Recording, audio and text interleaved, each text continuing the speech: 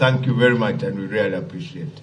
As you have all heard, we are now the linkage to London. We are not going to London to look for NGOs, no. We are not going to London to ask for donations.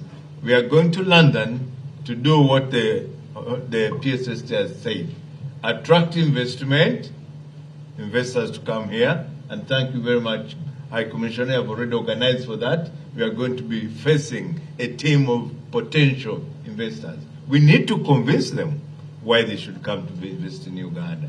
So all those who are going out there, we must convince those people to come and invest in Uganda. We are going to London, promote trade, because we have all that we can trade with the people in London and beyond. We are going to London to promote tourism, and I'm happy to see the wildlife. I hope you have carried some of those big gorillas, since we are the only country now which still has which still have the big five. So this is the reason why we are going there. And we must not come out empty-handed. We should come back, by the time we come back, with some farm areas which will have farmed. So please, whoever is going on this inaugural trip, it's not just going to have fun and good time. Of course, we'll have a good time, I don't doubt. But come back with something in those areas.